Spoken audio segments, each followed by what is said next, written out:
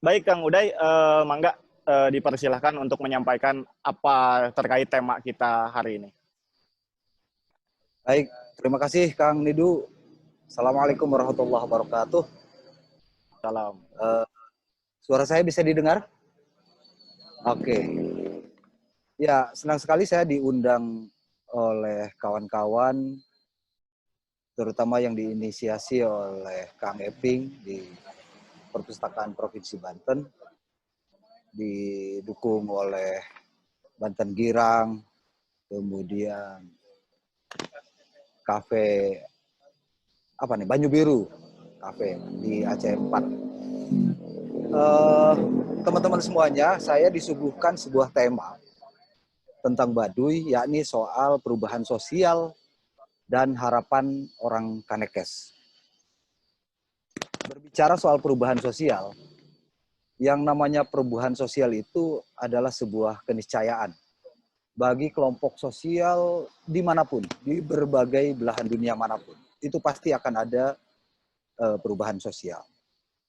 Baik itu karena kondisi geografis, kebudayaan, material, komposisi penduduk, ideologi, atau juga penemuan baru. Jadi teori-teori perubahan sosial tentu saya tidak akan bahas di sini gitu ya. Baik yang bersifat teori siklus misalnya, atau teori linier, teori gerakan sosial, teori modernisasi maupun teori konflik. Yang pasti perubahan sosial pun terjadi pada komunitas adat yang lebih populer disebut oleh orang luar itu adalah masyarakat Baduy. Padahal mereka adalah orang Kanekes. Yang pasti di Baduy ada dua kelompok sosial, ada Baduy dalam dan Baduy luar. Nah, persoalannya justru terletak pada bentuk perubahannya, yakni berdasarkan lamanya waktu perubahan, skala dan sifat perubahan itu. Perubahan sosial di Kanekes itu secara umum berlangsung sangat evolusioner atau sangat lambat. Sedangkan faktor-faktor penyebab perubahan sosial di Kanekes itu diantaranya dari internal, yakni akibat bertambahnya jumlah penduduk, kemudian faktor eksternalnya itu akibat dari pengaruh kebudayaan masyarakat lain. Nah, perubahan sosial di Kanekes itu terbagi dua. Sebagaimana kelompok sosial yang ada di sana, ada orang Tangtu atau Baduy dalam atau orang Girang, ada juga masyarakat atau kelompok sosial Panamping atau yang kita kenal dengan sebutan Baduy luar. Nah, perubahan yang terjadi di Baduy dalam adalah perubahan yang paling lambat, di mana keteguhan mereka dalam memegang pikuku itu menjadi benteng utama dalam mengatur atau menjaga pola sikap dan pola perilaku mereka. Dan itu tercermin dalam tugas hidup mereka yang berbeda dengan kelompok sosial Baduy luar atau Panamping. Jadi tugas hidup orang Baduy dalam itu adalah bertapa di wiwitan. Artinya bertapa dimaksud bukan berarti tidak tidur atau tidak makan, tetapi tidak mengubah perilaku, selalu hidupnya itu menjaga orang yang sedang bertapa. Jadi intensitas komunikasi yang dibangun antara masyarakat Baduy luar dengan Baduy dalam, dengan orang luar, dengan luar Baduy, itu lebih terbuka dan intens. Jadi dua kelompok sosial ini memang perubahannya sedikit berbeda. Tapi yang paling lambat perubahan sosial terjadi di komunitas adat yang kita sebut Baduy dalam atau orang Tangtu. Namun demikian, secara umum perubahan sosial yang terjadi di masyarakat Baduy itu masih terkategorikan lambat. Penyebabnya adalah terletak pada kekuatan mereka dalam memegang teguh prinsip hidup lojor teu meunang dipotong, pondok teu meunang disambung. Jadi kuncinya adalah hidup dengan apa adanya, dengan kesederhanaan dan kejujuran. Padahal kita tahu bahwa jarak antara ibu kota negara Jakarta dengan Baduy itu tidak lebih dari 80 kilometer. Jadi sekitar 75 kilometeran. Dan itu 175 kilometeran begitu. Dan itu intensitas komunikasinya luar biasa dibandingkan dengan masyarakat desa di sekitar yang ada di wilayah Kecamatan Lewi Damar. Intensitas komunikasi antara masyarakat luar dengan orang Baduy itu sangat intens. Bahkan setiap akhir pekan itu ratusan. Dalam situasi tertentu, orang Baduy atau komunitas adat Baduy itu dikunjungi oleh 1.000 lebih pengunjung. Kita bisa bayangkan betapa luar biasanya mereka bertahan di tengah gencarnya hilir mudik, nilai-nilai kebudayaan atau adat istiadat yang dibawa oleh orang luar. Nah, adapun perubahan yang terjadi dan nampak secara kasat mata, di antaranya adanya soal perpindahan warga Baduy dalam ke Baduy luar. Baik itu karena kesadaran sendiri atau akibat adanya hukuman adat. Jadi ada dua jenis nih perpindahan orang Baduy dalam ke Baduy luar atau bahkan keluar Baduy. Yakni tadi karena kesadaran sendiri atau akibat pengaruh eksternal bisa jadi, tetapi juga ada yang karena hukuman adat. Hukuman adat contohnya yang terjadi pada tahun 2005. Kasus pembunuhan yang pertama kali terjadi dilakukan oleh orang Baduy dalam, oleh almarhum Sadim, karena dia melakukan pelanggaran adat yang luar biasa besar, dan itu pertama dalam sejarah keberadaan masyarakat Baduy.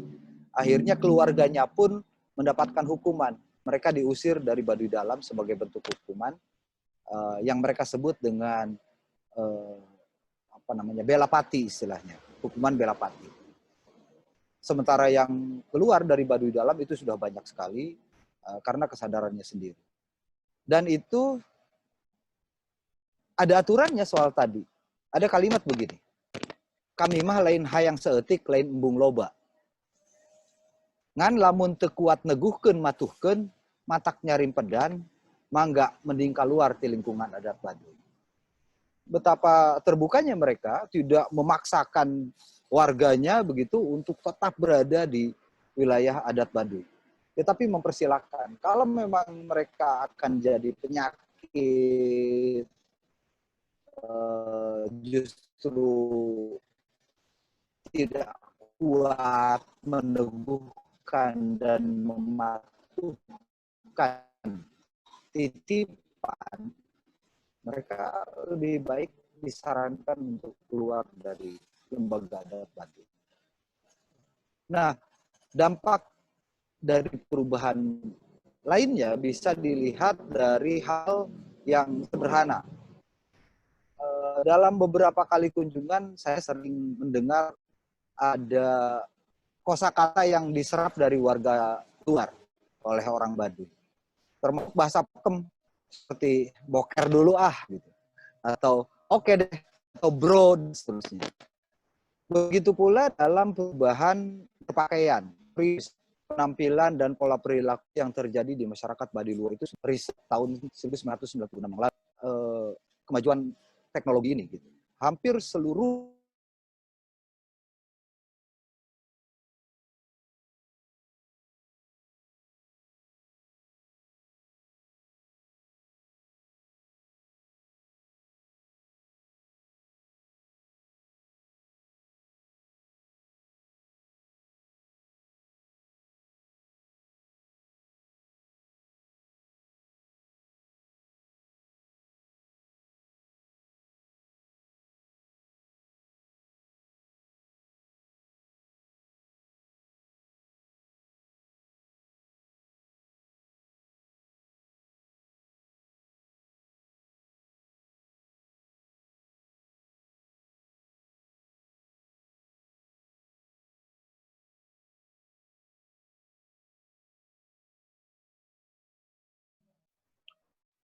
Kang Uday, punten suara ke mute.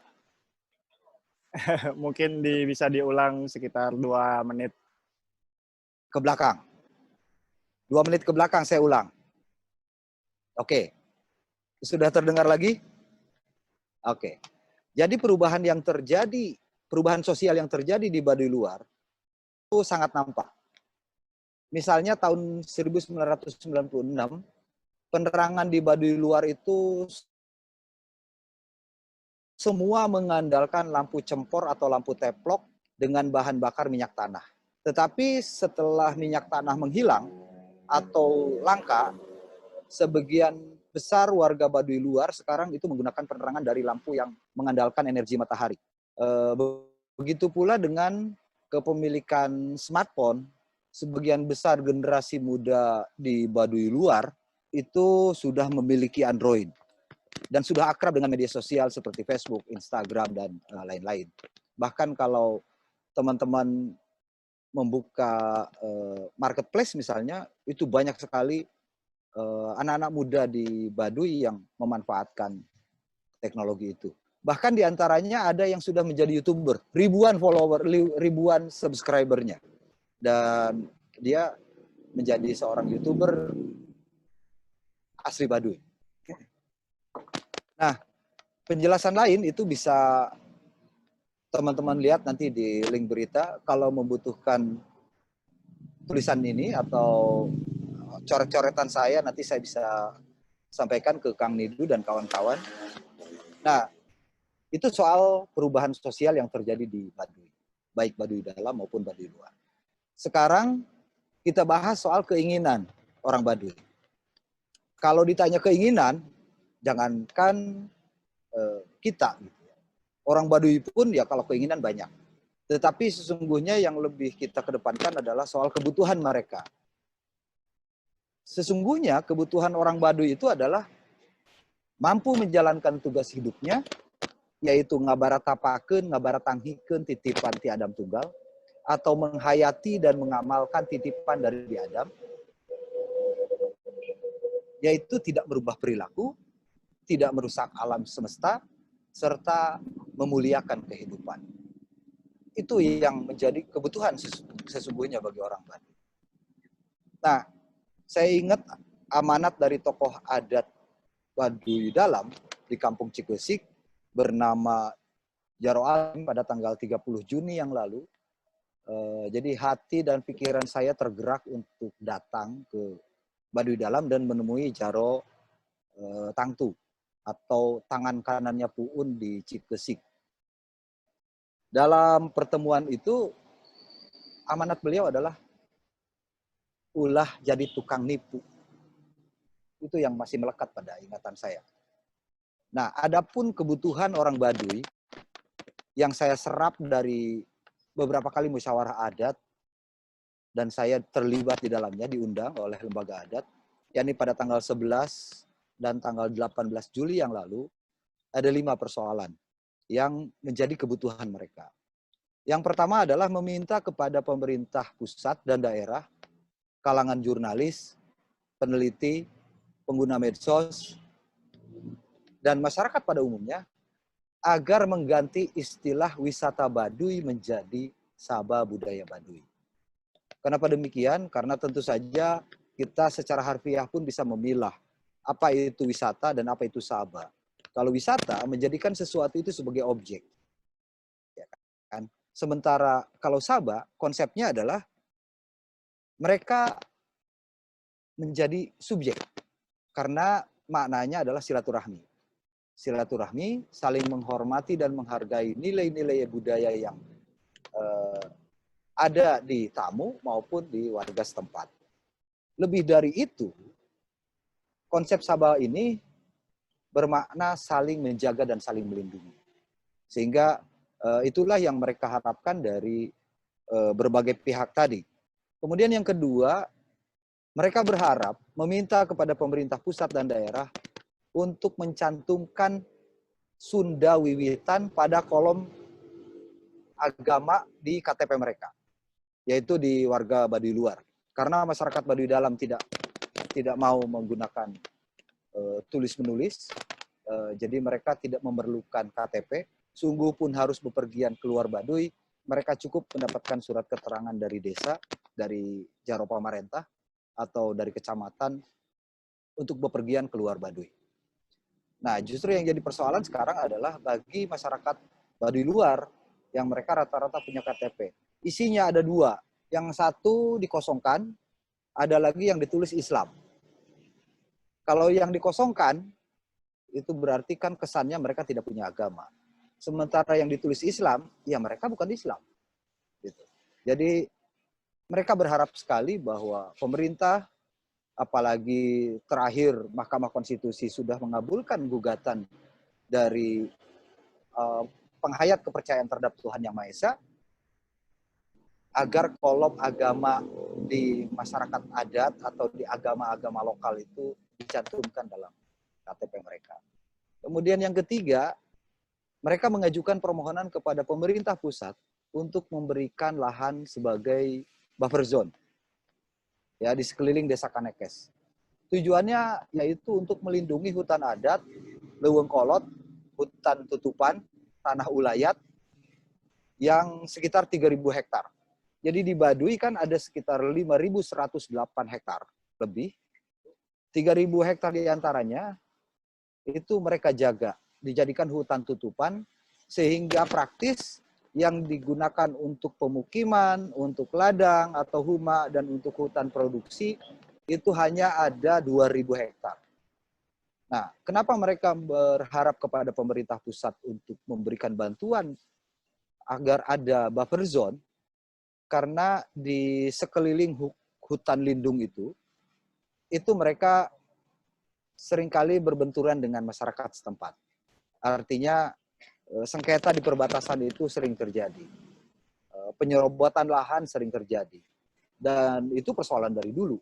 Persoalan dari tahun sebelumnya gitu. Bahkan sebelum saya datang ke Baduy pun tahun 96 itu sudah terjadi. Gesekan-gesekan antara masyarakat desa di luar Desa Kanekes. Kemudian yang keempat adalah meminta kepada pemerintah pusat dan daerah untuk dapat membantu menegakkan Perdes nomor 1 tahun 2007. Yakni tentang sabah budaya dan perlindungan masyarakat adat Tatar Kanekes dalam kurung Baduy. Secara kebetulan pada tahun itu rancangan Perdesnya saya bantu dengan teman-teman untuk membuat rancangan Perdes tersebut. Sehingga tanggal 15 Juli tahun 2007, Perdes tersebut ditandatangani oleh Jaro Pamarentah, waktu itu almarhum Jaro Dainah, dan Sekdesnya Haji Sapit. Jadi salah satu solusinya adalah dengan membentuk lembaga di luar kawasan adat Kanekes. Lembaga ini dimaksudkan untuk menjadi pusat informasi. Kita sebut saja Pusat Informasi Baduy. Dan alhamdulillah Bupati Lebak, kemudian Kementerian KLH, termasuk juga dari Kementerian Pariwisata dan Ekonomi Kreatif, melalui Deputi Bidang Pengembangan Destinasi dan Infrastruktur, mereka menyambut gembira rencana ataupun harapan tadi. Tujuannya adalah agar orang ketika bertanya tentang Baduy sudah disiapkan di pusat informasi itu.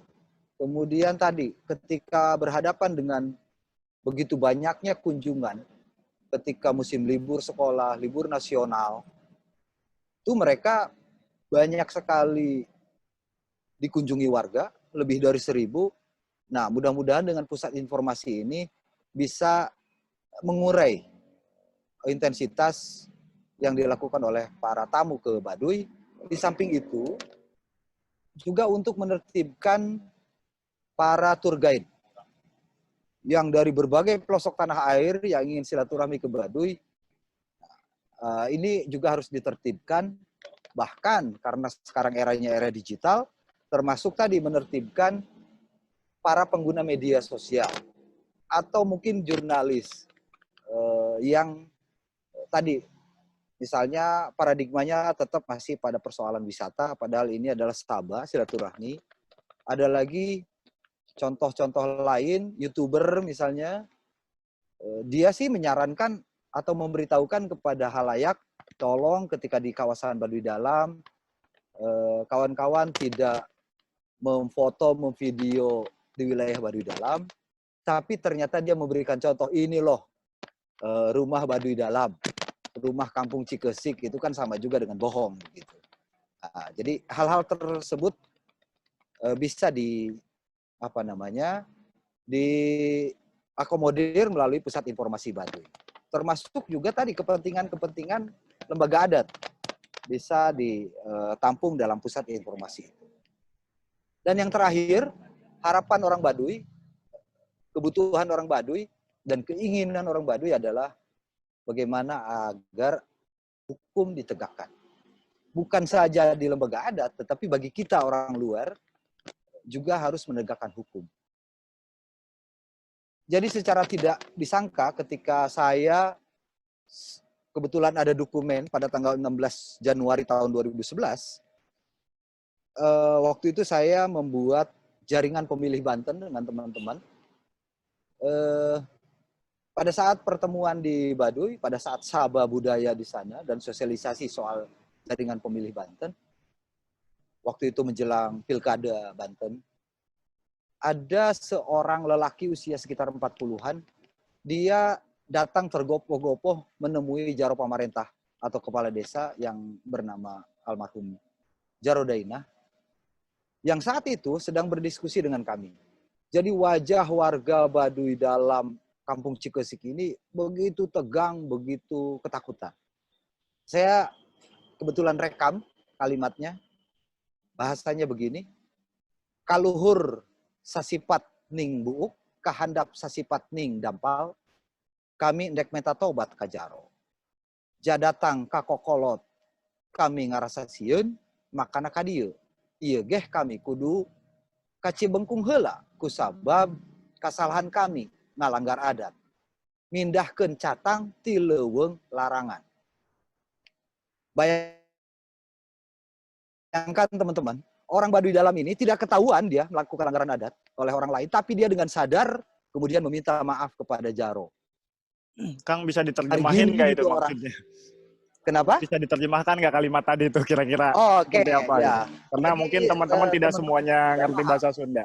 Jadi bahasanya begini, dari ujung rambut sampai ujung kaki, saya hendak memohon ampun kepada Jaro. Sebab untuk menemui kokolotan di Baduy Dalam, dia nggak berani. Saya nggak berani. Saya merasa takut. Karenanya saya ke sini datangnya, ke Jaro Pamarentah. Ini pun saya harus ke Cibengkung dulu. Cibengkung itu ada tempat khusus untuk para kesalahan saya melanggar adat, yakni memindahkan puing kayu di hutan lindung. Padahal memindahkan kayu itu adalah catang disebutnya di sana. Jadi catang itu ya apa ya? Bahasa Indonesianya ada yang bisa bantu? Catang. Ya, batang kayu sudah tubuh ya. Jadi dia jembatan.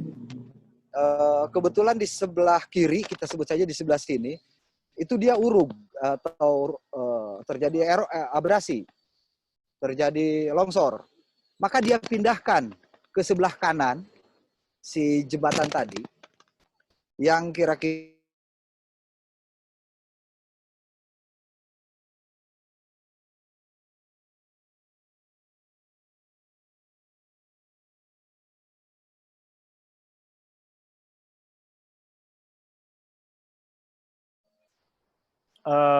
Halo, Kang Uday terputus.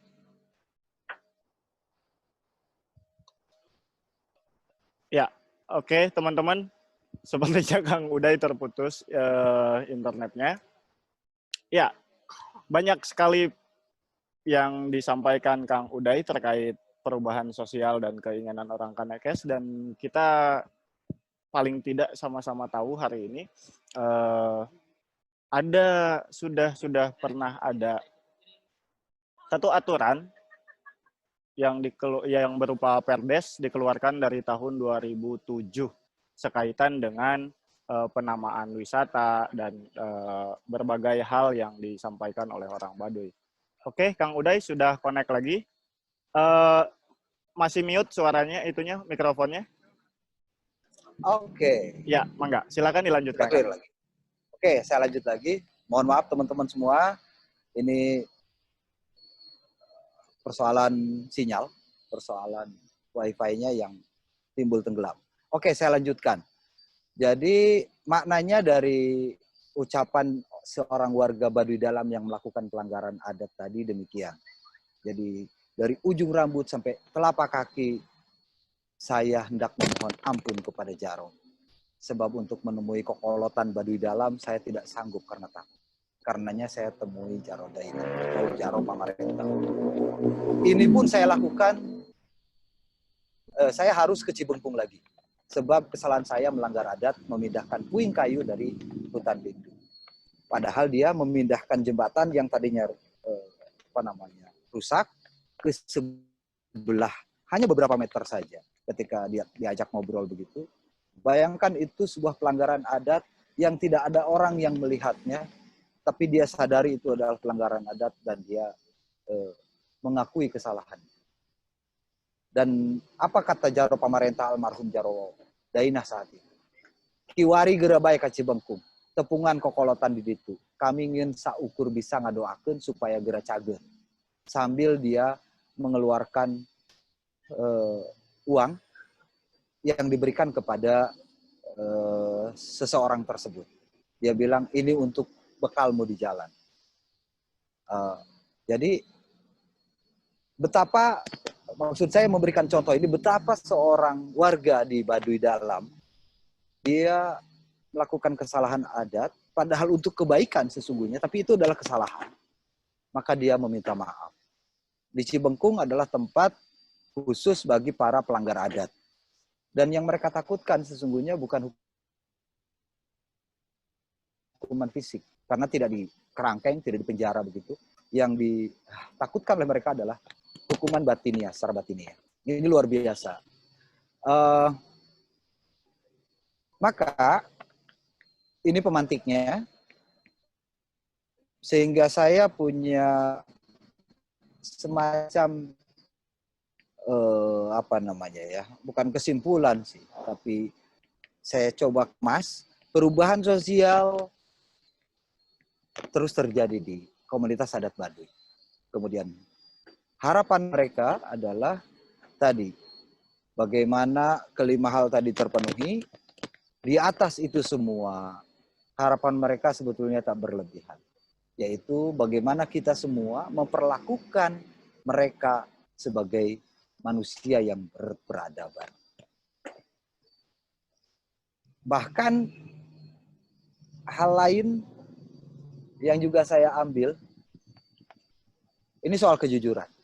Mendapat berkat, seorang tokoh adat misalnya mendapatkan congcot atau berkat, kalau di dalam lingkungan masyarakat Sunda, itu menerima saja pun itu berat. Jadi ada dasar hukumnya menerima hal tadi. Jadi misalnya dia dapat berkat berupa nasi dan ayam bakar begitu dari orang yang melakukan pernikahan, diberikan kepada tokoh adat tersebut. Tokoh adat tersebut menerima pun itu harus ada syarat-syaratnya. Bayangkan, jangankan mengambil hak orang lain, menerima sesuatu pemberian orang lain pun, dia bilang penerimaan kita harus ikhlas betul. Jangan sampai ada sedikit pun di hati tokoh tersebut pikiran, kok ini ayamnya kecil amat, atau pra. Jadi bagaimana keikhlasan untuk menerima, jangankan untuk memberi, menerima pun dia harus ada keikhlasan. Saya kira Nido sebagai pembuka, kita lebih baik diskusi, sharing, saling bertukar pikiran, atau ada hal-hal yang mengganjal buat teman-teman yang hadir di kesempatan sore hari ini. Terima kasih. Baik, terima kasih Kang Uday. Menarik sekali paparan Kang Uday sore ini. Ada banyak persoalan terkait perubahan sosial di Baduy yang juga beberapa keinginan yang ternyata sudah dituangkan paling tidak dalam bentuk perdes ya Kang ya. Nah, tadi Kang Uday menyinggung, sebelum saya lemparkan pertanyaan kepada teman-teman, saya ada beberapa pertanyaan yang mungkin kita ajukan sama-sama.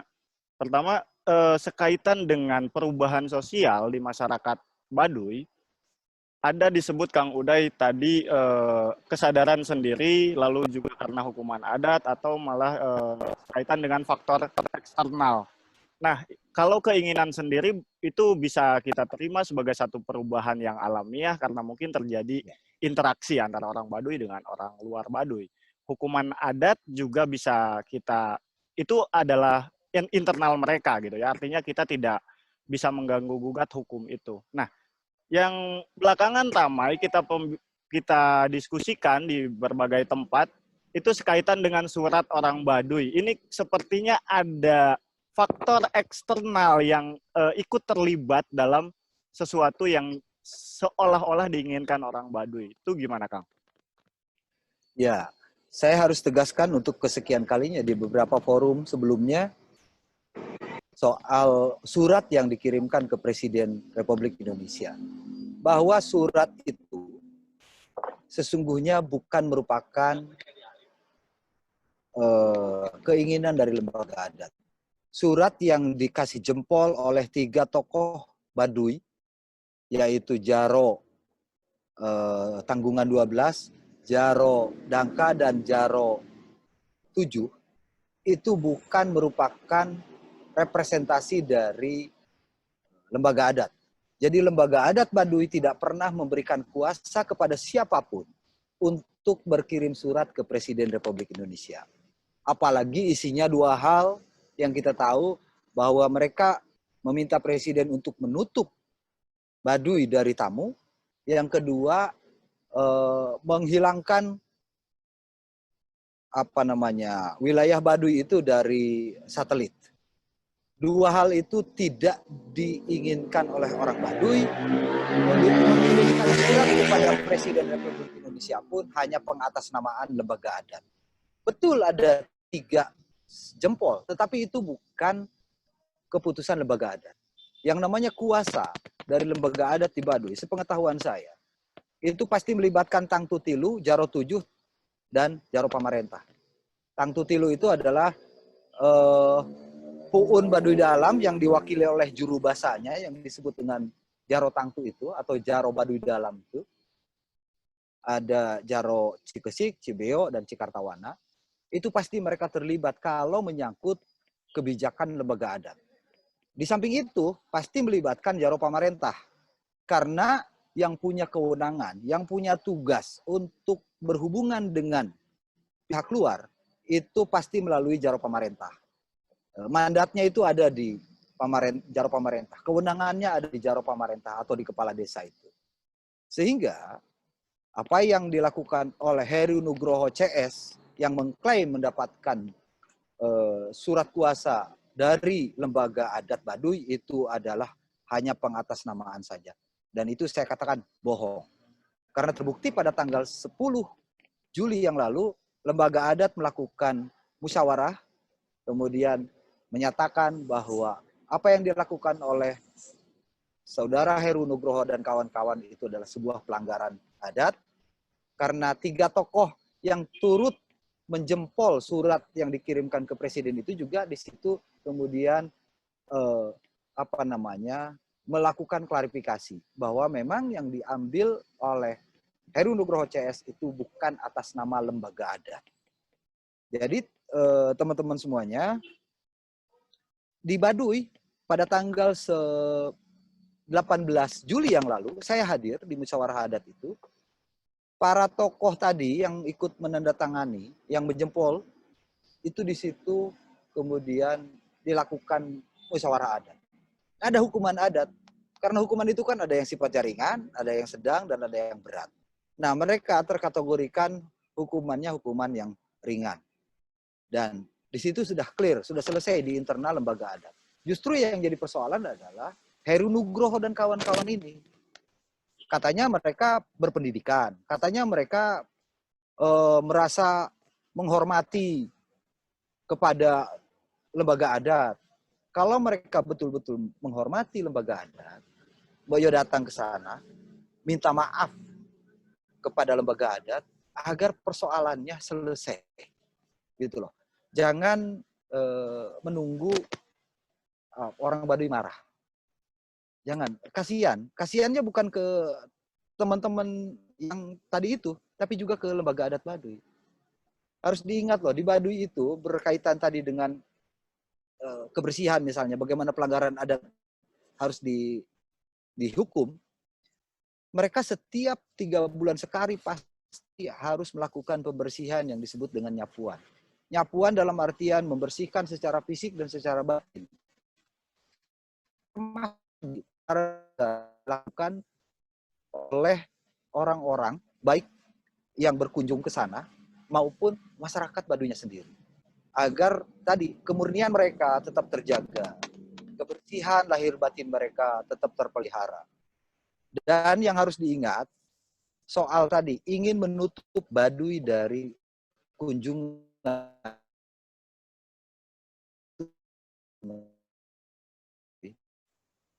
terjadi silaturahmi dengan saudara-saudara kami di luar. Nah, oleh karena itu di Baduy kalau menolak tamu itu juga merupakan sebuah pelanggaran karena tidak ada cerita di Baduy menolak tamu. Pada saat upacara adat Kawalu misalnya yang 3 bulan berturut-turut warga luar tidak boleh berkunjung ke Baduy dalam, itu karena mereka sibuk, karena mereka sedang melakukan aktivitas berupa di Kawah Tengah, Kawah Tutup, dan akhir yang mereka lakukan. Kenapa tertutup? Mereka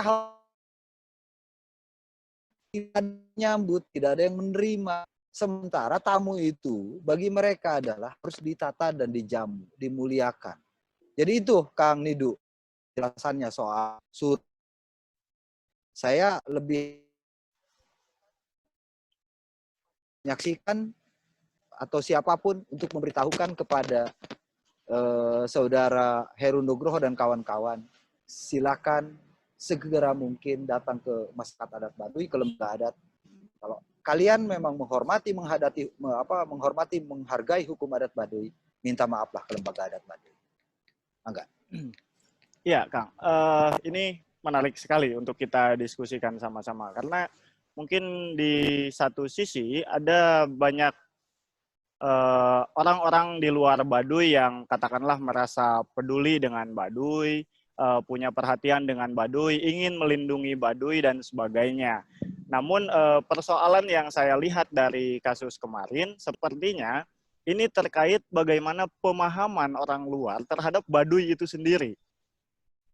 Seolah-olah ingin melindungi Baduy tapi dengan caranya sendiri, dengan pemahamannya sendiri gitu, tanpa berupaya masuk kepada pemahaman orang Baduy sendiri. Oke, saya tanggapi ya. Ya. Oke. Nah, ini juga yang penting saya kira untuk dipahami oleh semua pihak. Di Baduy itu kan tradisi lisan. Tidak ada satupun yang tertulis. 1001 tabu yang hidup dan berkembang di Baduy. Itu selalu mengandalkan tradisi lisan. Dan ketika kita berkunjung ke sana, silaturahmi ke sana, kemudian misalnya melihat ke Baduy, sampah di sana. Ini Jaro atau Kokolot, kita ingin bantu. Oh iya, tolong bantu ya.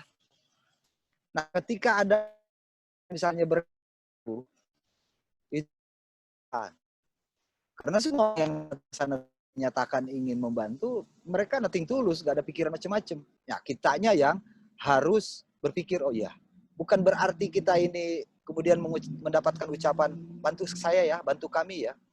Ya tentu saja semua orang juga ketika berniatan baik ke sana, mereka tidak ada pikiran negatif. Nah justru hal-hal semacam ini harus dipahami. Jangan kegeeran kita ketika mendapatkan kalimat, oh ya tolong bantu ya.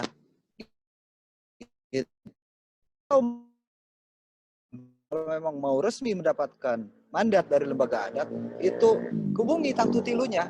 Jaro Baduy dalamnya hubungi, ya kalau mau nih siapapun. Kemudian Jaro pemerintahnya diajak komunikasi, sampaikan kepada mereka apa yang ditawarkan, sehingga itu disetujui atau tidak oleh lembaga itu mekanismenya mengambil dua tokoh yang merasa dekat, tapi mereka bukan representasi dari lembaga adat. Karena di Baduy ada istilah tewasa. Saya atau kita misalnya di dalam forum ini merasa tahu itu kalau memang bukan kewenangan menjelaskan, ya berikan, lemparkan kepada pihak atau orang yang berkompeten untuk menyampaikan itu atas kewenangannya, atas kuasanya. Nah, jadi itu. Nah, tadi saya singgung sedikit yang belum sempat dibahas soal motif. Orang dengan berbagai motif datang ke Baduy. Ada yang sekedar silaturahmi, ada yang ingin bisnis, ada yang punya kepentingan-kepentingan tertentu. Nah, ini juga begitu banyak di Baduy. Dan ya, sepengetahuan saya selama ini banyak pihak yang justru hanya ingin mengeksploitasi keberadaan komunitas adat Baduy. Eksploitasi apa namanya? Banyak hal yang ada di Baduy. Apa-apa disebut Baduy, gitu kan? Apa-apa dikaitkan dengan Baduy. Kenapa? Karena memang Baduy ini punya nilai jual yang luar biasa. Kenapa di Baduy Dalam juga tidak boleh difoto, di video? Karena mereka sesungguhnya nggak mau dieksploitasi. Gitu. Itu yang dikhawatirkan oleh orang Baduy. Dan tidak mau juga terganggu tugas hidupnya tadi. Ngabarat tapakeun, ngabarat tanghikeun titipan dari leluhurnya. Begitu Kang Didu. Baik, Kang. Oke. Jadi sebetulnya katakan kasus yang kemarin itu bisa kita sebut sebagai intervensi pihak luar yang mengatasnamakan orang Baduy gitu ya, terkait perubahan di Baduy itu sendiri. Iya, betul. Jadi itu klaim saja yang dilakukan oleh pihak luar. Saya nggak tahu, saya juga nggak mau bersuzon begitu, apakah sejumlah teman-teman berbilang ini orang cari panggung atau gimana kok mendadak Baduy begitu. Mendadak Baduy. Seolah-olah merasa paling care terhadap keberadaan atau eksistensi masyarakat Baduy, tapi kita tidak tahu motifnya. Kalaupun tujuannya bagus, tapi dengan cara yang salah itu kan nggak benar juga. Kan? Baik, punten ini sekali lagi mohon maaf dari teman-teman yang Japra terutama yang harus kita masalahkan setelah ini.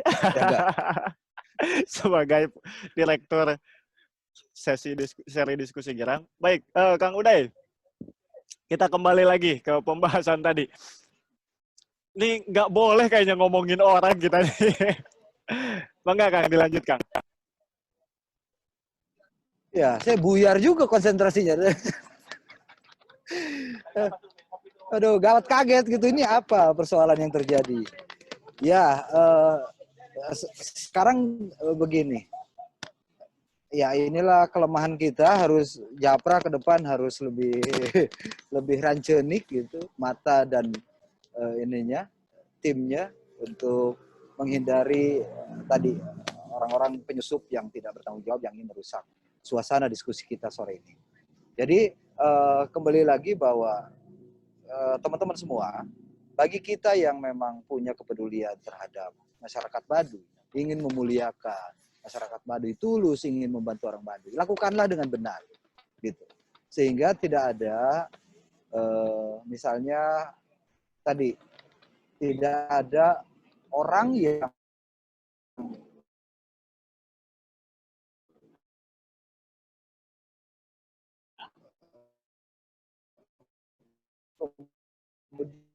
kemudian seenaknya nyelonong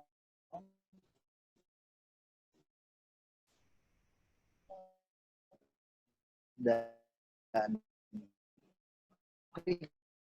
jadi pertama saya mau mengucapkan salut untuk Kang Uday ya, yang alhamdulillah masih terus semangat istiqomah, semangat karena luar biasa dalam upaya melindungi Baduy.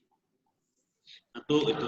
Yang kedua, saya juga perlu mengucapkan sebagai akademisi hukum, mengucapkan salut setinggi-tingginya atas Kang Uday Pak Budi Prakoso dengan almarhum yang bersama Banten Heritage menginisiasi adanya lahirnya Perda. Tentu ini semua juga Perdes. hasil musyawarah yang cukup panjang dengan lembaga adat.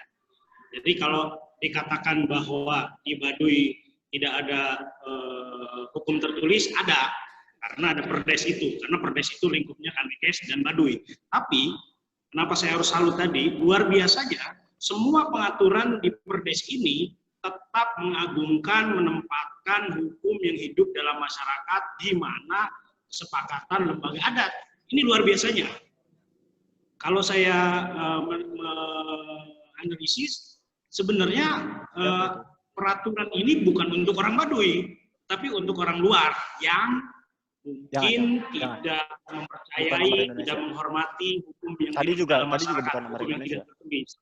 Karena orang kota kan naon apa aturannya, mana pasalnya, sehingga perlu dibuat undang-undang yang secara formal. Tetapi luar biasanya dari Perdes ini, dia tetap menempatkan posisi tertinggi itu ada pada hukum yang hidup dalam masyarakat. Bagaimana Jaro selaku kepala desa dan juga perangkat adat, dan juga bagaimana Uun, Jaro, Tangtu, dan yang lain juga memberikan diberi ruang yang paling penting. Contoh misalnya, ketika berkaitan dengan sanksi, kalau kita lihat di undang-undang di Perdes 1 nomor 27 itu, sanksi sepenuhnya diserahkan kepada lembaga adat lagi. Artinya, sekalipun ini aturan yang tertulis yang ada di Desa Kanikes dalam kurun Baduy, tetapi pelaksanaan dari penegakan Perdes itu tetap berpegang teguh terhadap hukum yang hidup dalam masyarakat. Maka saya harus mengucapkan salut yang luar biasa. Tidak ada mungkin peraturan desa yang peraturan apapun yang menyombongkan diri bahwa kami adalah hukum tertulis, kami yang harus dipatuhi. Tapi di Perdes nomor 1 2007 ini luar biasa. Oke, terkait dengan fenomena polemik yang kemarin, saya sepakat tadi sebagaimana Kang Uday bilang, karena kita untuk tahu Baduy, untuk melindungi Baduy, upaya kita untuk melindungi Baduy harus tahu dulu gimana itu Baduy, gitu loh. Bukan berarti intensitas sering ke Baduy menjamin seseorang tahu Baduy, tidak. Bukan berarti juga saya tiba-tiba seseolah lebih Baduy dari orang Baduy, tidak. Tapi ini adalah upaya kita belajar mempelajari apa yang ada di Baduy, sehingga kita bisa, oh ini loh keinginannya Baduy. Contoh sederhana saja, kalau surat itu dibuka dengan bahasa besar, ada masalah sampah dan lain sebagainya. Misalnya, kalau kawan-kawan Heru Nugroho CS ini sudah melakukan upaya itu, bikin bank sampah, bikin tempat sampah berkali-kali, tahun-tahun gagal terus, bolehlah kemudian, kayaknya ini mah harus presiden nih yang menyelesaikan. Gitu. Tetapi sepertinya saya tidak pernah mendengar itu. Oh, ujug-ujug minta ditutup, katanya gara-gara sampah, gara-gara kedatangan wisatawan dan sebagainya. Sebenarnya Perdes ini adalah solusinya, cuma memang tidak kemudian tersosialisasikan dengan baik. Dan ini tidak tersosialisasikan dengan baik karena juga kita sebagai orang luar. Kalau di Perdes itu kan tadi Kang Uday ngomong soal pintu masuk. Pintu masuk itu satu-satunya hanya lewat ketuk-ketuk. Kenapa? Karena kepala desa, dalam hal ini Jaro pemerintahan yang perwakilan lembaga adat dan juga kepala desa sebagai pemerintahan, dia yang mengatur itu semua. Kalau ini diindahkan, maka gagallah sosialisasi bagaimana cara berkunjung ke Baduy yang baik, bagaimana sabab budaya itu sebenarnya. Semua nyuekin Jaro yang mana dia pemilik kawasan lah gitu ya. Harusnya kita juga menghormati itu. Dan ini terlihat dengan bagaimana posisi kawan-kawan Heru CS juga meniadakan Jaro Saija sebagai Jaro pemerintahan. Juga saya rasa ini bukan upaya perlindungan dari nilai-nilai adat luhur yang ada di Baduy, justru malah pengecilan. Karena dia sendiri tidak paham siapa posisi, bagaimana pentingnya posisi Jaro Daina secara perwakilan kelembagaan adat, dan juga dia kepala desa dari Kanekes. Masa mau bikin surat untuk presiden, kepala desanya aja nggak diajak, nggak dikomunikasikan, boro-boro ke bupati, boro-boro ke gubernur. Sementara tradisi mereka itu ya menghormati para pejabat-pejabat itu bukan karena pejabatnya, tetapi ngajayak menak, ngasuh ratu ngajayak menak. Itu prinsip mereka gitu loh. Apa yang mereka lakukan setiap Seba Baduy itu bukan mengirimkan hasil alam atau sebagai upeti, bukan. Tetapi karena orang datang bawa oleh-oleh, rek merenyaho, rek ngajarkan kumaha ngajaga lingkungan selain yang di luar yang sudah dijaga oleh Baduy. Baduy mah udah serahkan saja pada kami. Iya Pak Bupati, Rangkas, Lebak, Bupati Pandeglang, kuduna kieu, Abah Gede kuduna kieu misalnya. Nah itu saya rasa kalau kop surat itu dengan nama perihal perlindungan nilai-nilai adat Baduy, saya rasa gugur gitu. Terlebih dengan proses yang tidak sesuai tadi Kang Uday sudah sampaikan. Soal tuasa itu jelas orang Baduy itu. Saya setiap kali penelitian saya yakin orang Baduy mengerti tentang hukum adatnya, tapi ketika saya tanya satu warga Baduy, meskipun dia tahu, dia pasti akan menjawab punten tuasa. Silakan tanyakan Pak Jarot, silakan tanya Uun dan mana yang lebih. Terlebih ini mewakili lembaga. Itu sangat luar biasa. Saya juga sudah nelpon Pak Jarot, intinya Pak Jarot menunggu pihak RUCS tidak menuntut untuk minta maaf, tapi kalau memang betul RUCS itu berusaha untuk melindungi Baduy, niatan baik itu harusnya terlihat. Begitu Kang Uday, salut. Terima kasih Banten Girang. Terima kasih Perpusda. Ya, hatur nuhun Kang Alit. Oke, Kang Uday mau menanggapi Kang Alit? Ya, kalau Kang Alit yang ngomong nggak perlu ditanggapi sebetulnya, karena hal yang saya kira benar yang disampaikan tadi. Ya, terima kasih apresiasinya. Yang jelas ketika kita menginisiasi, mencoba memformulasikan kegelisahan masyarakat adat Baduy saat itu, yang dari sejak awal sebetulnya merasa risih dengan kata wisata, maka kita kemudian berembuk, terus setidaknya 4 bulan itu berturut-turut kita coba. Tentu basicnya adalah dari hukum adat yang berlaku yang tidak tertulis tadi, kemudian sekarang menjadi tertulis dalam bentuk Perdes. Mungkin satu-satunya yang sudah tertulis gitu selama ini yang berbentuk kebijakan menyangkut pihak luar berupa Perdes tadi. Lagi-lagi saya katakan memang ini harus dilakukan penyesuaian kembali dengan situasi saat ini. Mungkin ada yang lain teman-teman, karena Kang Alit sudah clear, saya kira lebih kepada ikut membantu saya, meringankan beban saya untuk menjelaskan berbagai hal terkait dengan petatah petitih pikukuh yang ada di masyarakat Baduy. Baik, ya. Ini ada pertanyaan dari Kang Eping di kolom chat, Kang Uday. Saya bacakan saja. Ada nggak strategi dari masyarakat Baduy sendiri untuk melawan perubahan yang terjadi? Strategi yang dilakukan masyarakat Baduy. Sebetulnya strategi yang mereka pegang, yang mereka gunakan untuk menghalau begitu derasnya arus informasi dan juga bagaimana nilai-nilai budaya yang masuk dari luar ke Baduy, terletak pada keteguhan mereka dalam memegang prinsip hidup, lojor teu menang dipotong, pondok teu menang disambung, atau ngabarat tapakeun, ngabarat menghikeun titipan. Dan mereka ingat betul kalau misalnya saya datang ke tokoh adat tertentu di beberapa kampung, kemudian saya ceritakan amanat dari Sultan Banten ketika bertemu dengan Puun Lanting di Birit Leuwi Kadatuan di Parakan Dangong. Bahasanya di situ kurang lebih begini, kami geus teu bisa deui matuhkeun neguhkeun titipan. Ngan omat kudu diteguhkeun, kudu dipatuhkeun. Ulah gedung Kalinduan, ulah rig anginan, ulah limpas kacahan, lamun teu matak gawe curitan enakan, matak sangar ka nagara, leutik pangaruhna, leutik pangarahna kana ngabangun nagara. Jadi itu mereka pegang teguh.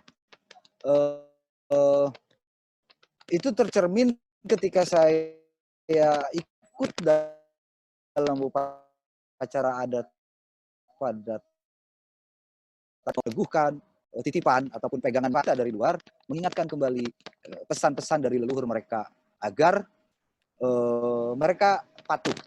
Mereka bilang begini, dalam bahasa lisannya begini, kami lain bukan tidak, artinya bukan tidak ingin melihat kemajuan di luar, tapi itu bukan tugas kami. Tugas kami itu ya tadi ngabaratapakeun, ngabaratangikeun, memegang teguh amanat. Kalimat yang paling dahsyat, yang paling sering saya ucapkan dan ingat sampai sekarang, nu mata kami aya garapanan nolojor tu menang dipotong pondok tu menang disambung, kusabab kami menang titipan ti Adam tunggal. Nu dititipkeun nyaeta nu disebutkeun teu 33 nagara, pancar salawe negara kawan sawidak 5.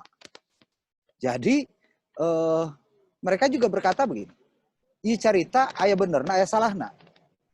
Benerna aya riwayatna, salahna eueuh kitabna, eueuh bukuna.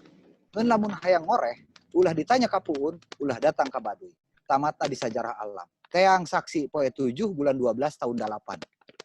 Rada bengong saya kalau berbicara soal itu, tetapi itu mereka pegang teguh, sehingga itu pula lah yang kemudian mengikis ataupun bahkan menjadi benteng utama bagi masyarakat adat Baduy untuk mengeliminir nilai-nilai budaya yang negatif, terutama yang datang dari luar. Tadi, perubahan sosial yang terjadi di Baduy dalam itu relatif lebih sangat lambat dibandingkan Baduy luar.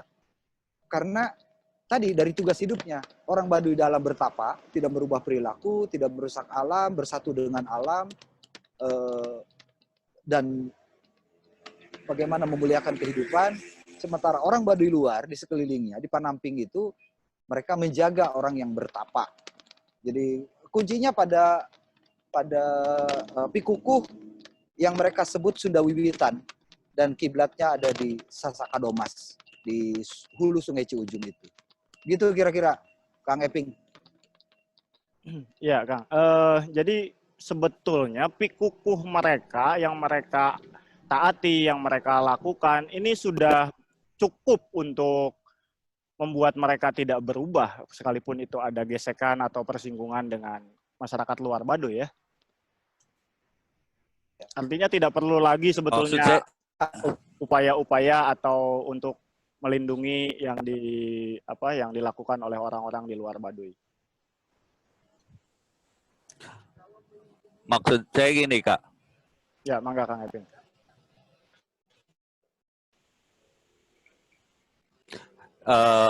Baduy sendiri mengalami proses krisis demografi lah.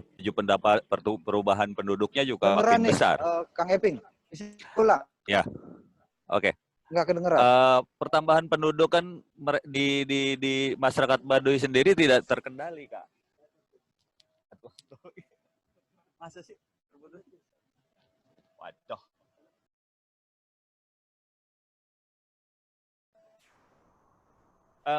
Kan laju pertambahan penduduk mereka juga semakin hari semakin tidak terkendali, sementara lahan yang ada juga terbatas.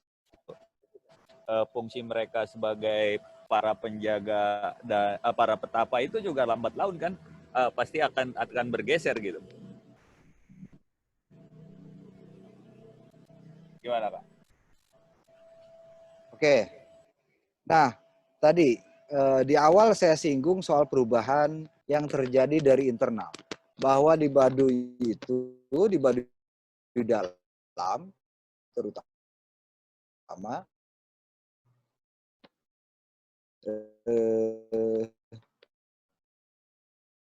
kan kampung, tapi jumlah penduduk itu semakin hari semakin bertambah. Di kakak, dan ada sekitar 600 jiwa yang ada di wilayah Kampung Cikesik. Itu satu kampung di Baduidalam. Begitu juga perkembangan yang terjadi di Kampung Cikartawana dan di Kampung Cibeong. Oleh karena itu, mereka tadi punya keterbatasan lahan. Dan secara terbuka pada saat upacara adat, musyawarah adat beberapa waktu yang lalu itu, terungkaplah harapan mereka agar di pemerintah pusat memberikan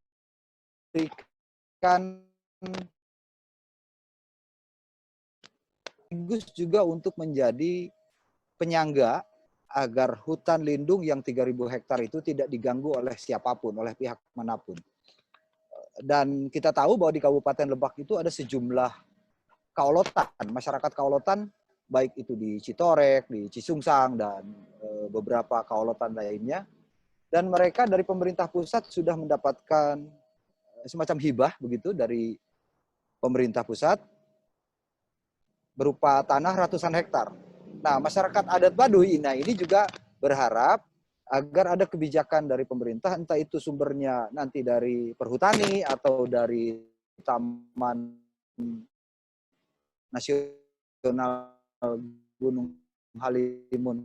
Tapi kayaknya kalau dari Taman Nasional Gunung Halimun salah, terlalu jauh tentuan dengan masyarakat Baduy. Tetapi pada saat musyawarah kemarin, hadir Kepala Balai Taman Nasional Gunung Halimun, beliau mewakili dari Kementerian Lingkungan Hidup dan Kehutanan. Dan ini juga yang sedang kita usahakan, bantu bagaimana agar persoalan keterbatasan lahan bisa diakomodir oleh pemerintah pusat, sehingga kekhawatiran kita karena tugas hidup orang Baduy itu kan salah satunya adalah bertani. Ya kan, andalan semua warga Baduy yang sudah berumah tangga itu pasti wajib punya lahan garapan berbentuk rumah. Jadi tidak ada satupun di Baduy. Oke, tadi kayaknya agak terputus lagi. Oh, Ya, sebentar. Nah, karena tadi terputus, beberapa pertanyaan di kolom chat teman-teman terhapus. waduh. Mohon maaf, yang tadi nanya di kolom chat mungkin bisa mengetik ulang pertanyaannya tadi atau mau disampaikan secara langsung. Tadi ada dari Kang siapa? Ya, Aliudin yang membicarakan soal Perda ya. Kang Aliudin mungkin bisa disampaikan secara langsung, Kang. Halo, Kang Aliudin.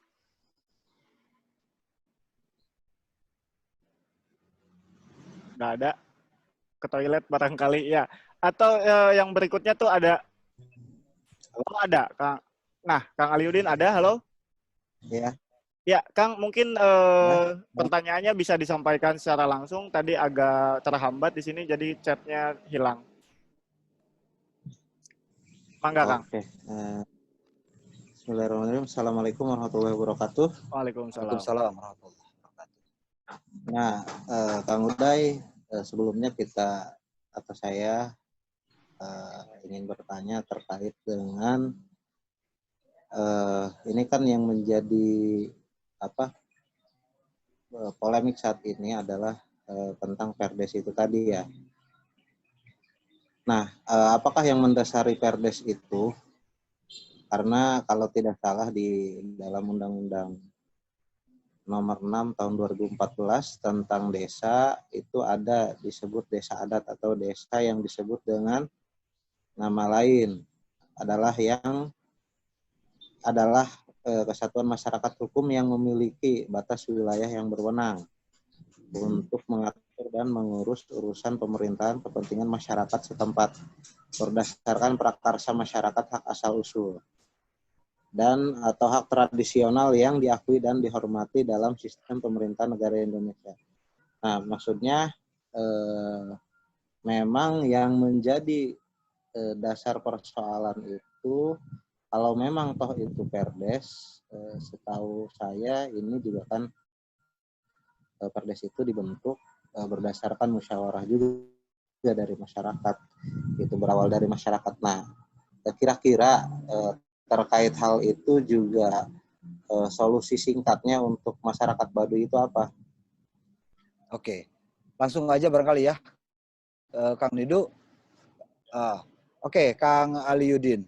Jadi Perdes yang kita bantu fasilitasi soal draftnya, itu sebetulnya ya hanya semacam fasilitator saja, kita penyambung lidah saja, karena substansinya berangkat dari tadi keresahan masyarakat adat atas intensitas kunjungan yang begitu makin hari makin banyak, sehingga mereka merasa risih, merasa khawatir akan adanya sesuatu yang lebih besar negatifnya dibandingkan positifnya.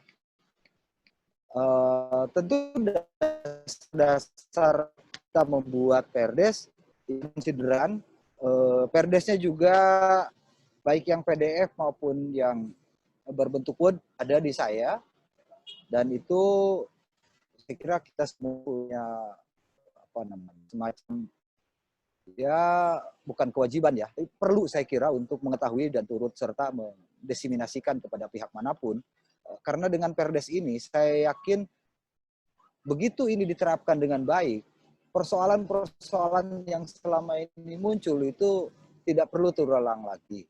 Tadi soal orang yang dilarang mengambil gambar, video, foto di Baduy Dalam, aturannya ada di situ.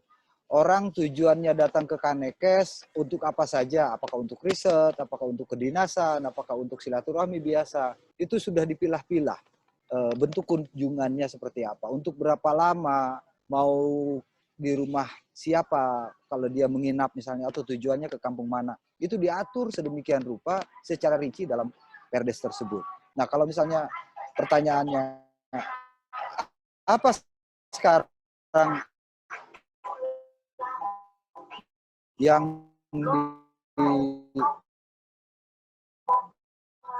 keuntungannya buat orang Baduy, justru ketika Perdes ini ditegakkan, maka hal-hal yang sebetulnya merugikan juga buat orang luar.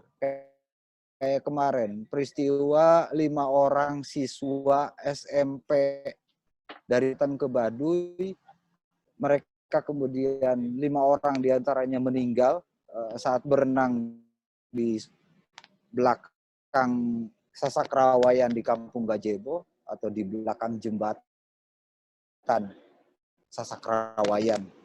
Di situ ada pusaran air, ada leuwi istilahnya, dan mereka meninggal di situ. Itu adalah salah satu penyebabnya, adalah salah satunya melanggar adat. Sudah diingatkan oleh petugas di sana, wayang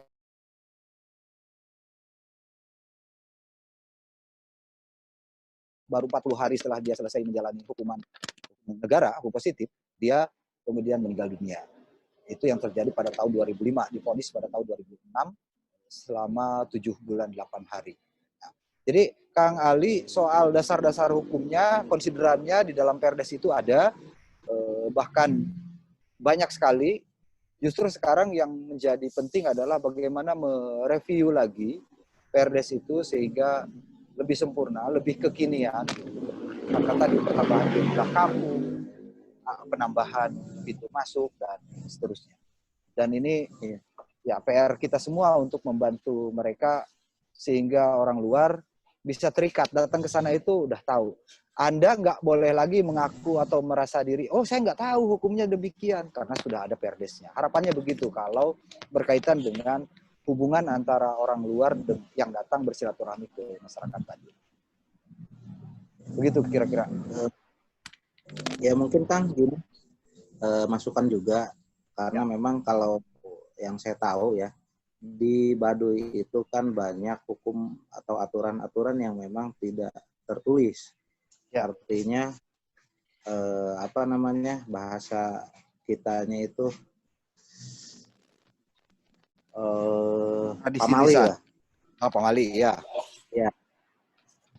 Nah, hal itu kan tidak bisa kita juga jabarkan dalam aturan yang terlalu rumit gitu, Kang. Nah, maka sederhananya mungkin sekedar masukan ya. Karena memang kita juga sadar bahwa ini juga merupakan salah satu bentuk daripada simpati kita terhadap masyarakat di Kanekes atas aturan yang sedang ditegakkan. Artinya mungkin klausul yang memang harus diusulkan di sana adalah aturan yang tertulis dan yang tidak tertulis gitu. Gimana itu Kang kira-kira? Terima kasih. Ya, oke. Jadi kalau menyangkut hal tadi, sebetulnya dalam Perdes itu sederhana, bisa dimengerti semua kok dengan mudah oleh siapapun di luar ketika berbicara soal aturan yang berkaitan dengan masyarakat luar. Nah, sedangkan kalau aturan hidup ataupun yang menyangkut internal masyarakat Baduy sendiri, saya kira tidak perlu kita membantu mereka mendokumentasikan itu. Toh mereka sudah luar biasa mampu menjaga dirinya, melakukan tugas hidupnya dengan hukum adat mereka yang secara turun-temurun disampaikan melalui tradisi lisan.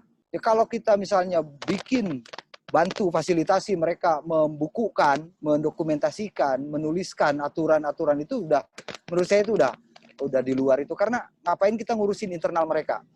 Mereka punya semacam independensi, punya kedaulatan sendiri dalam persoalan aturan hidup mereka. Sehingga kalau kita terlalu jauh mengintervensi soal aturan hidup mereka, itu saya kira tidak baik juga. Ya, justru yang kita bantu adalah bagaimana hubungan antara orang Baduy dengan orang luar. Makanya perlu aturan yang orang luar ketika masuk, dia tahu, oh iya ternyata saya tidak boleh begini kalau ada di Baduy dalam. Saya hanya boleh melakukan A, B, C. Mandi tidak boleh pakai odol, pakai sabun, pakai sampo. Karena mereka tidak ingin agar di hilirnya itu kemudian tercemar gara-gara mereka. Kalau misalnya hal-hal tadi sudah sampai melalui Perdes, kemudian mereka melanggar, itu kan enak kita. Oh, Anda sudah melakukan pelanggaran adat dan ada konsekuensinya. Konsekuensinya ada hukuman adat atau diserahkan kepada hukum negara bagaimana agar pelanggaran-pelanggaran tersebut ditindaklanjuti. Jadi saya kira kalau kita intervensi untuk membukukan, membantu mereka membuat aturannya tertulis, saya kira itu tidak bijak juga. Karena berarti kita itu mengintervensi tugas hidup mereka ataupun aturan yang berlaku di sana. Dan yang harus kita ingat, sungguh pun tidak ada yang tertulis hukum adat yang berlaku untuk masyarakat Kanekes itu. Tetapi mereka dari waktu ke waktu, dari tahun ke tahun, tetap tidak ada yang berubah. 1001 tabu yang ada di sana tidak tertulis, tapi hampir semua warga, kalau pelanggaran mah pasti ada ya, dimanapun pasti yang melanggar ada. Gitu. Tetapi mereka sebagian besar justru tunduk patuh pada aturan adat yang tidak tertulis tadi. Sehingga justru kita mestinya mengambil hikmah, belajar dari mereka. Mereka hidupnya seolah-olah tidak punya aturan, padahal punya aturan, tetapi tidak ada pelanggaran atau kecil sekali pelanggarannya. Sementara kita aturan seabrek, beribu aturan dari mulai undang-undang dasar, undang-undang, dan seterusnya, Perda dan ke bawah, tapi justru untuk dilanggar. Nah, kenapa kita tidak jadikan mereka sebagai suri tauladan dalam persoalan keteguhan ataupun kepatuhan kita untuk menegakkan hukum atau tunduk patuh kepada aturan yang berlaku. Jadi Kang Aliudin, saya kira saya tidak setuju kalau misalnya kita bantu mereka, fasilitasi mereka membukukan atau menuliskan hukum adat yang ada di Baduy untuk mereka. Nggak perlu. Karena kuncinya, ini pelajaran juga buat kita saya kira. Kunci kenapa mereka begitu hebat melakukan itu secara turun-temurun, menyampaikan pesan-pesan, petatah petiti atau hukum adat secara keseluruhan, karena satu kuncinya, keteladanan. Dalam mendidik anak-anaknya, mendidik generasi penerusnya, mereka selalu dengan contoh. Mereka selalu sampaikan dengan teladan. Beda kalau kita perspektifnya berbeda sekali. Kondisi sekarang. Guru itu kan mestinya digugu dan ditiru karena contoh yang mereka tunjukkan. Tapi sekarang beda perspektifnya. Kok mereka itu ya sebagian besar saya perhatikan pergeserannya jadi pengajar.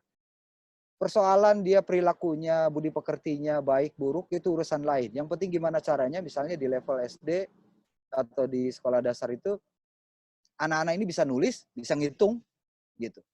Terlepas perilakunya, attitude-nya seperti apa, dia tidak punya tanggung jawab moral untuk itu. Tapi di Baduy, begini loh nak, cara kita mau mengambil air nira ini contohnya begini. Begini loh nak, cara ngasek kalau musim tanam, begini cara ngoret, begini cara segala macamnya. Jangan ke sana nak, ke sana pamali. Nih kesini aja kita. Ini dengan suri tauladan.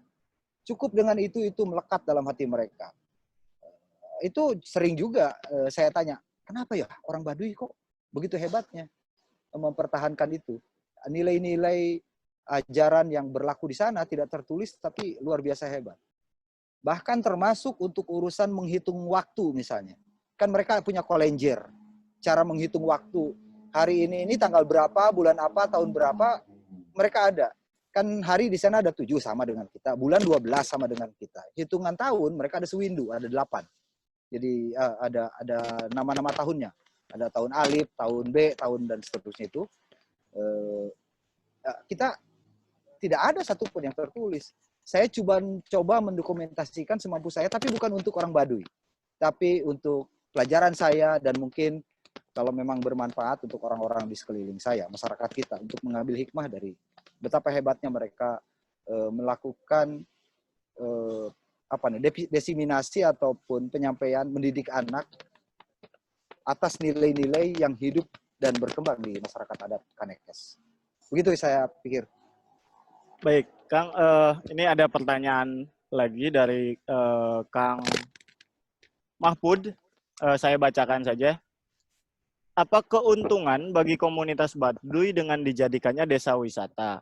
Apakah desa wisata hanya menjadi pintu bagi terjadinya praktik eksploitasi adat sebagai komoditas yang diperjualbelikan oleh pemerintah untuk mendapat pemasukan? Nah, lalu ini kaitannya sama Perdes. Mengapa Perdes nomor 1 tahun 2007 tadi mungkin sampai sekarang ya, sepertinya sulit ditegakkan oleh masyarakat luar yang berkunjung ke Baduy. Sejauh mana peran pemerintah setempat dalam melindungi kepentingan adat Baduy? Ya, itu Perdesnya sudah cukup panjang, tapi kok sepertinya masih terjadi banyak pelanggaran gitu. Mangga, Kang. Ya. Ya, saya langsung jawab aja ya, biar nggak lupa. Saya nggak punya catatan. Soal yang terakhir dulu yang saya ingin bahas. Soal bagaimanakah proses sosialisasi yang dilakukan atas Perdes yang disusun tahun 2007 itu. Jadi memang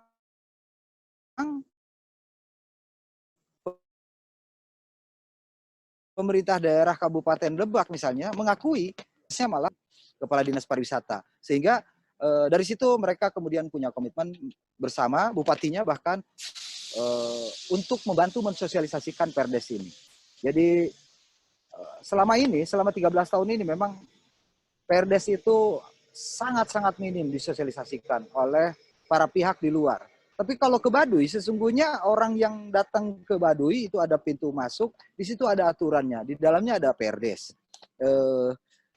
Kita di luar justru yang sekarang tadi punya tanggung jawab moral untuk bersama-sama mensosialisasikan Perdes tersebut agar siapapun yang berencana bersilaturahmi melakukan sabah budaya ke Baduy, tolong baca dulu itu aturannya.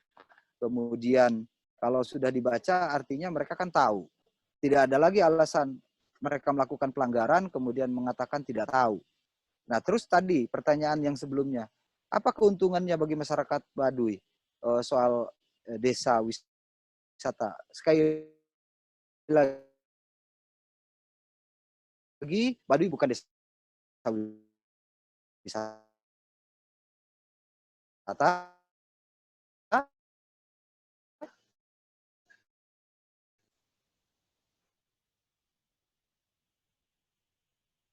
ya. Republik Indonesia belum memasukkan meregister desa Kanekes sebagai desa adat. Padahal ya karena aturannya katanya di situ ajukan dulu dari nol. Loh, sebelum Republik ini ada juga yang namanya masyarakat adat Baduy sudah ada sebelumnya. Yang dikategorikan oleh Kementerian Desa itu kan desa-desa yang kira-kira wah apa nih keunikannya di desa tersebut kemudian diusulkan menjadi desa adat. Itu yang saya kira ini juga tanggung jawab moral saya dan teman-teman untuk kemudian ya mendatangi Kementerian Desa untuk menjelaskan duduk persoalan bahwa masyarakat Baduy ngapain dari nolnya diusulkan lagi sebagaimana halnya desa-desa lain yang mendadak menjadi desa adat gitu ya. Ya, jadi mereka justru cikal bakal Republik ini gitu.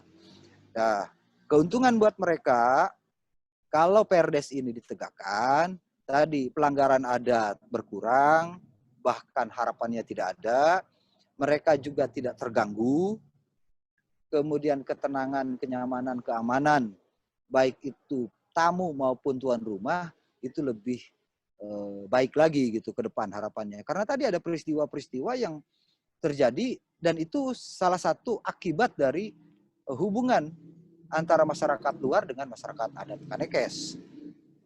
Jadi sekali lagi bukan desa adat, bukan desa wisata Baduy itu. Baduy adalah desa adat yang sekarang sudah diusulkan lama oleh pemerintah daerah Kabupaten Lebak, tapi ternyata Kementerian Desa Republik Indonesia belum meregister nama desa Kanekes sebagai salah satu desa adat dalam lingkup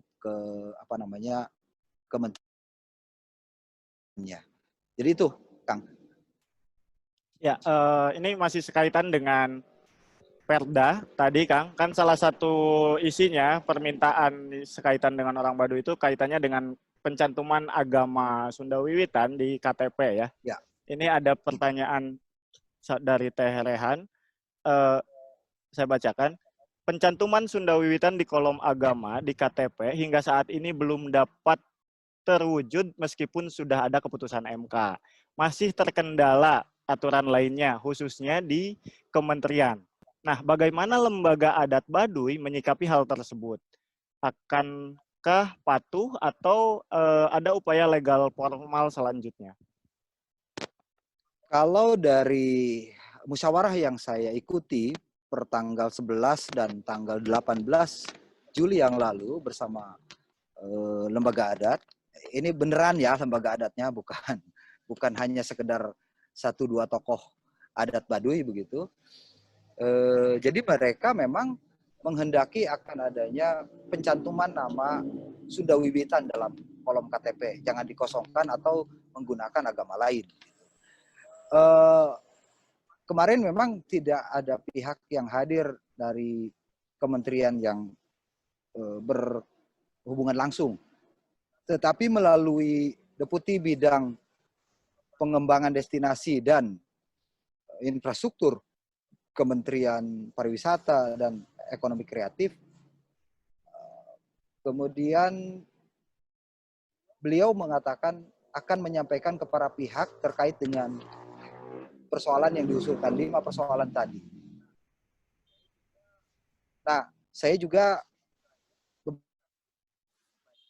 beberapa kerja pemerintah untuk menindaklanjuti beberapa hal. Yang pertama soal bagaimana kita menerapkan Perdes itu, kemudian di samping sambil melakukan revisi terhadap Perdes tadi, bikin rancangan lagi yang menyempurnakan Perdes nomor 1 tahun 2007 itu. Kemudian yang kedua soal tadi, bagaimana secara teknis upaya kita untuk mendesak kepada pemerintah pusat agar kolom agama ini tidak kosong atau tidak menggunakan agama lain, tapi eksplisit disebutkan Sunda Wiwitan di situ. Pemerintah daerah kabupaten juga sudah menjanjikan sebetulnya untuk terus berusaha berkomunikasi kembali, melakukan konsultasi dan menyampaikan harapan dari masyarakat adat Baduy. Kalau secara legal formal apa yang dilakukan oleh lembaga adat ke depan, saya belum megang apapun, tetapi yang jelas mereka punya keinginan yang luar biasa agar hak-hak mendasarnya itu dipenuhi oleh negara. Hanya sekedar meminta kolom KTP-nya diisi dengan Sunda Wiwitan sebagai agama mereka, agama masyarakat adat Baduy. Begitu, Kang Nidu. Baik, iya Kang. Ini pertanyaan Teh Rena Yulia kayaknya sudah terjawab semua sama Kang Uday. Cuma mungkin satu yang perlu dipertegas, Kang. Pertanyaan terakhir. Rencana perubahan Perdes, tadi Kang Uday ada nyebut revisi gitu. Itu kira-kira spesifik ke arah mana? Spesifikasi dari Perdes yang perlu diperbaharui itu. Tadi soal jalur masuk, akses untuk masuk ke Baduy. Ketika orang melakukan sabah budaya Baduy, dalam Perdes itu kan hanya satu, yaitu Kampung Ciboleger atau Kadu Ketub, berbatasan antara Ciboleger dengan Kadu Ketub. Sementara faktanya sekarang ada jalur lain yang itu di luar Perdes tadi, yakni ada di Cijahe.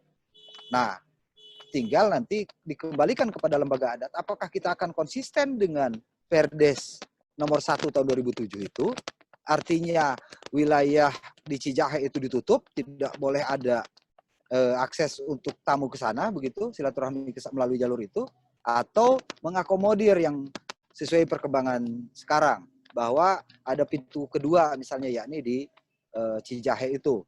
Kalau misalnya perlu ada revisian atas akses masuk itu, ya kita revisi bahwa ternyata ada dua akses yang bisa dipakai oleh para tamu yang ingin sabah budaya, yaitu ke Ciboleger dan ke Cijahe.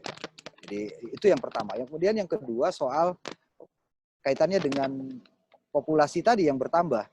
Jumlah kampung yang waktu saya menyusun rancangan Perdes itu sekitar 59 kampung. Baduy luar plus 3 kampung Baduy dalam. Jadi 62 kampung saat itu. Tapi per hari ini jumlah kampungnya bertambah menjadi 67 kampung, termasuk Baduy dalam. Jadi di dalam Perdes juga nanti tentu harus ada revisi penambahan jumlah dan nama kampung. Tetapi substansinya saya kira tidak terlalu jauh dari isi Perdes yang sudah ada. Jadi itu hanya pengembangan berdasarkan perkembangan yang terjadi di lapangan saat ini. Gitu, Kang Nidu. Baik, baik Kang. Oke, tadi ada yang melambai-lambai lagi. Anda Geida lagi ini atau Kang Alit lagi? Wah ini oke, mangga Kang Alit. Apa ini yang penting sekali ini? Jangan panjang-panjang ngomongnya. Saya kasih waktu 2 menit aja. Wedan. Mangga Kang. Jadi gini memang persoalan Baduy bukan soal surat aja, tapi surat ini menjadi penting sekali ya. Karena kalau melihat eskalasinya begitu cepat dan langsung ke presiden. Surat ini secara de facto sudah dilayangkan dan diarahkan ke presiden. Bisa diterima, bisa tidak, saya tidak tahu. Persoalannya kemudian kita yang di Banten, yang di Serang beranggapan surat itu tidak sah, tidak legitimate, tapi hanya di dalam tataran diskusi dulu, Kang Uday. Kita nggak tahu, jangan-jangan pihak kepresidenan tidak tahu persoalan ini karena tidak ada surat yang kemudian menyusul bahwa surat yang diajukan oleh Heru CS adalah tidak legitimate.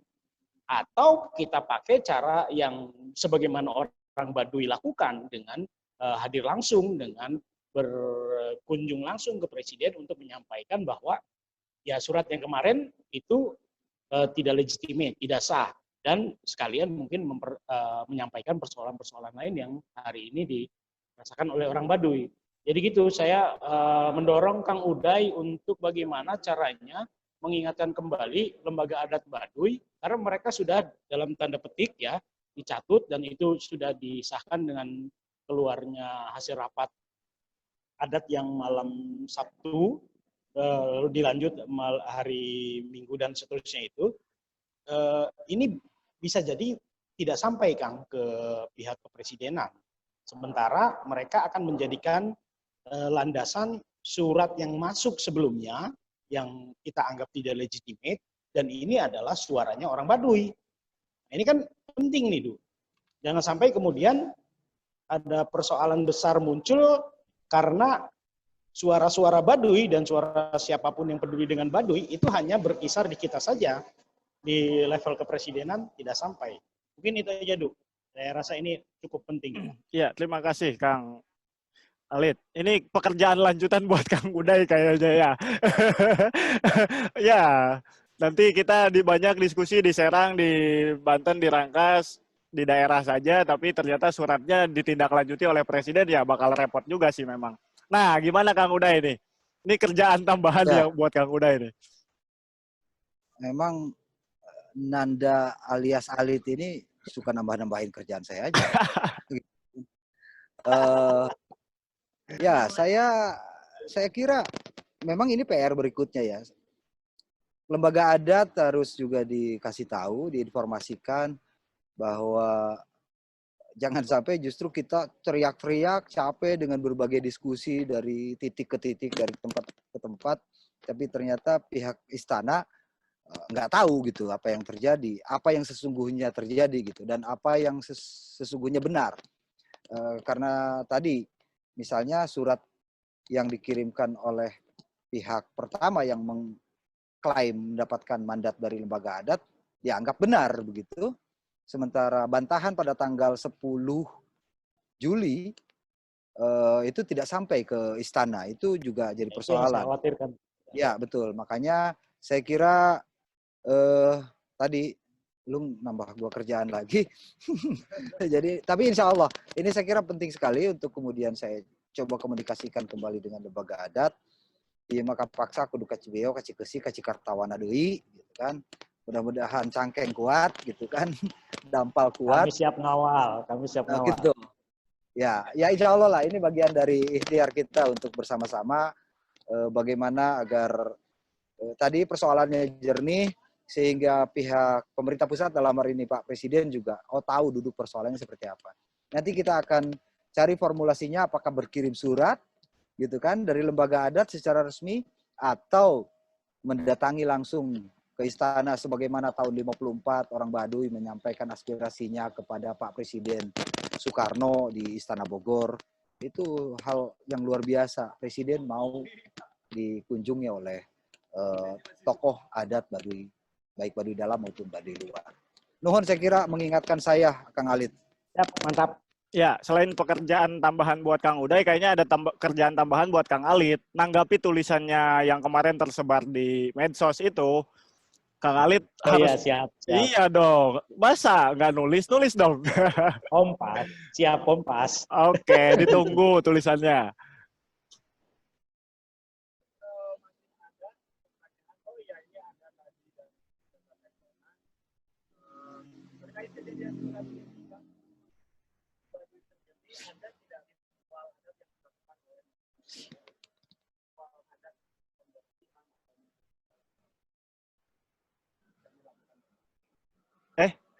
Oke. Suara saya kedengaran.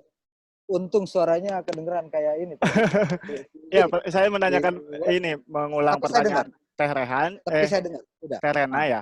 Pertanyaan siapa tadi? Pertanyaan dari Teh Rena, itu ada nggak ritual yang dilakukan oleh masyarakat Baduy terkait surat ini? Ya, terkait surat ini sebetulnya bukan sesuatu yang baru. pernah ada peristiwa yang dilalui dan itu bisa kita jadikan jurisprudensi begitu, karena di Baduy pernah terjadi pelanggaran yang dilakukan oleh pihak luar terhadap aturan adat yang berlaku. Yani tadi itu yang saya sebut peristiwa pada tahun 2003-an ketika ada program televisi nasional bertajuk Jelajah yang menayangkan Kampung Baduy Dalam 2 kali, Sabtu dan Minggu pada saat itu. Kemudian lembaga adat bereaksi bahwa ini jelas-jelas ya tadi melecehkan kami begitu kan, tidak menghargai kami gitu. Padahal kami sudah jelaskan kepada siapapun yang datang ke Baduy Dalam tidak boleh menggunakan kamera untuk mengambil foto maupun video, apalagi sekarang ada drone dan sebagainya. Tolong itu tidak dipakai. Ternyata itu diabaikan oleh oknum wartawan dan guide-nya, sehingga pihak redaksi kemudian ya meloloskan itu ditayangkan tanpa tahu aturan yang berlaku di masyarakat adat Baduy. Dan alhamdulillah karena tadi mereka memang punya niatan baik, menghormati lembaga adat, hukum adat Baduy, akhirnya mereka datang ke Baduy dan melakukan upacara adat yang disebut dengan upacara permohonan maaf atau dalam bahasa mereka adalah upacara pertobatan. Yang itu persyaratannya ada rigid memang, harus menyiapkan bokor, harus menyiapkan boeh atau kain pucuk, keris, keris, salembar, sapucuk, boeh salembar, kemudian duit sareal dan sejumlah hal-hal lainnya termasuk kemenyan begitu. Dan itu digunakan untuk pas upacara adat permohonan maaf. Dan secara ritual prakteknya si pihak yang memohon maaf tadi itu meminta maaf kepada melalui jaro pamarentah. Nanti jaro pamarentahlah, jadi tidak langsung yang bersangkutan gitu yang didakwa, tetapi melalui jaro pamarentah. Jadi bebannya itu diberikan kepada jaro pamarentah yang menyampaikan permohonan maaf kepada para kokolo, tang tutilu, jaro 7 dan segala macamnya. Kemudian dari sana kembali lagi baru kepada jaro pamarentah, barulah terakhir bahwa misalnya permohonan maaf Anda tadi diterima oleh lembaga adat misalnya. Nah, itulah selesai. Dan itu yang pernah terjadi. Sehingga saya kira dalam persoalan surat yang tadi, yang hoax, yang bohong tadi, pengatasnamaan lembaga, itu juga bentuk dari pelanggaran adat yang harus melalui proses upacara tadi. Lagi-lagi di luar urusan itu, bahwa setiap 3 bulan sekali di Baduy ada yang mereka lakukan ritual yang disebut dengan upacara nyapuan. Harus diingat, nyapuan juga bukan sedikit uang yang harus atau materi yang harus dikeluarkan mereka untuk menyiapkan tadi perangkat-perangkat ataupun syarat-syarat untuk melakukan upacara pembersihan. Karena kalau tidak, itu berbahaya bagi masyarakat adat Baduy sendiri, selain untuk mereka yang melakukan pelanggaran. Misalnya dari luar, saya misalnya dengan seseorang, kemudian di sana bercanda atau melakukan sesuatu yang tidak baik begitu, melanggar norma-norma yang berlaku, baik norma-norma hidup yang berlaku di agama dan kepercayaan kita maupun di masyarakat setempat. Itu pasti dampaknya akan dirasakan oleh masyarakat adat ketika tidak dilakukan upacara nyapuan atau bebersih yang secara rutin 3 bulan sekali mereka lakukan. Begitu, saya kira. Baik, oke. Ya, waktu kita hampir habis, teman-teman. Malah udah terdengar sayup-sayup suara azan. Ya, mungkin saya kasih kesempatan 1 orang lagi untuk kalau masih ada yang mau menanggapi diskusi kita. Tapi pendek saja. Atau kalau tidak ada, kita akhiri diskusi kita sore ini. Bisa kita lanjutkan di lain kesempatan. Terima kasih Kang Uday, hatur nuhun pisan, Kang Alit, teman-teman yang sudah hadir. Ya, Sekali lagi diskusi kita ini diselenggarakan oleh Lab Banten Girang, Perpustakaan dan Arsip Provinsi Banten, IP Ikatan Pustakawan Indonesia. Oh ya, bm.co, dan jangan lupa disebutkan iklan, ini pesan. Banyu Biru